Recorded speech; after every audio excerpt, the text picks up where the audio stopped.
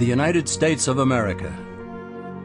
Born in 1776, our country is the offspring of a religious-based heritage of liberty under law. Blessed with great natural resources and a pioneer people given to industry and moral discipline, our nation grew to be strong and prosperous and developed the finest governmental system ever devised by man. America soon became known as the refuge of the world's tired, hungry, and poor. Millions left everything in the old world to start over in a land that rewarded initiative and hard work and perseverance. The many millions who didn't come here found comfort and hope in knowing that indeed there was such a bastion of freedom and opportunity, a place where dreams could become reality. Today, our nation appears wealthier and more powerful than ever. New technologies have revolutionized our daily lives. Luxuries once enjoyed only by the rich are commonplace and very affordable. Home ownership is widespread, and our people have the expectation of continued economic growth and prosperity. Yet more and more people are coming to realize that they may prosper materially only for a time because their freedoms are diminishing. The sobering reality is that America has been led far from its praiseworthy beginnings. Our people and businesses groan under a heavy burden of economic, political, and social problems, which are the result of a widespread departure from the fundamental truths that made our nation great. If the United States of America is to endure, citizens far and wide must once again come to understand, embrace, and live by timeless concepts called Americanism.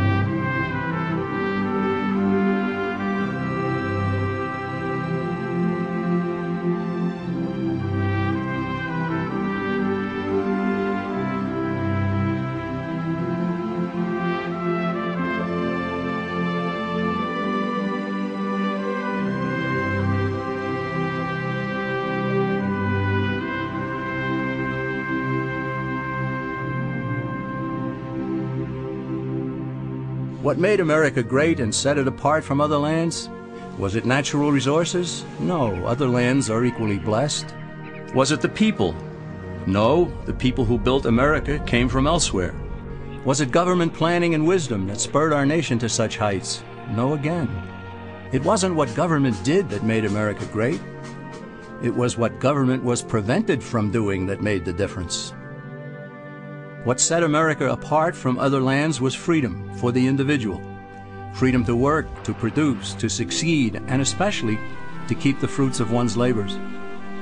America became great precisely because the stifling effect of too much government had been prevented. However, freedom in America was not totally unrestrained.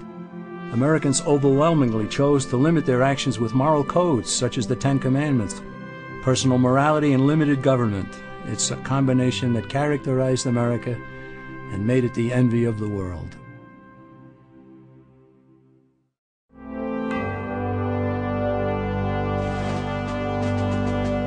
When our founding fathers decided they'd had enough of British oppression, they broke away and declared independence.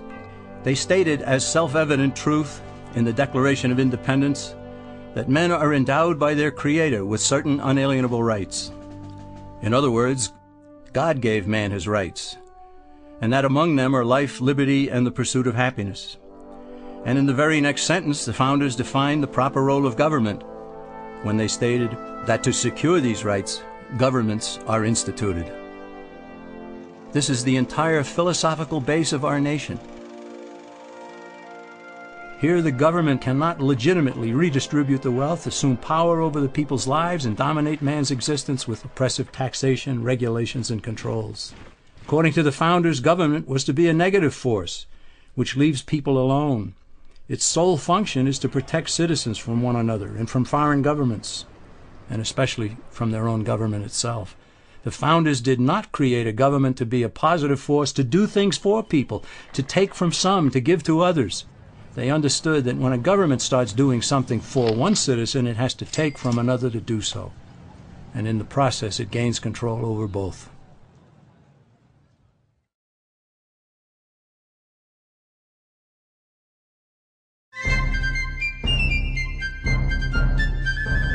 Britain's rulers didn't accept the Declaration of Independence, so our forefathers had to fight a war to make it stick. By 1783, the war for independence had been won, and British forces were sent back across the sea. But the governmental system at that time was weak. It had no power to settle disputes between the states, nor the power to tax for proper needs, such as national defense. So in 1787, delegates from 12 of the 13 states met in Philadelphia to revise the system, and they produced an entirely new governmental structure known as the Constitution of the United States. Keeping faith with the thunderous assertions in the Declaration, the Constitution was written to govern the government, not the people, and not the states, each of which was a jealous guardian of its own sovereignty. The founders created a central government with strictly limited powers. This left the states free to compete with one another to be the best state, the one with the least amount of taxation and controls, one where citizens would want to build a business and raise a family. That spirit of competition produced excellence, as honest competition always does. It's important to note that the Constitution wasn't forced on the people. It was sent back to the states for ratification, and several of the Founding Fathers wrote essays explaining it in an effort to persuade fellow Americans to adopt this new system of government. Some of the essays written by James Madison, Alexander Hamilton, and John Jay were collected into a volume known as the Federalist Papers. Those essays provide valuable insights into the intent of the founders in establishing our government. Eventually, all 13 states ratified the Constitution, and then each ratified the first 10 amendments known as the Bill of Rights, further tying the hands of the federal government.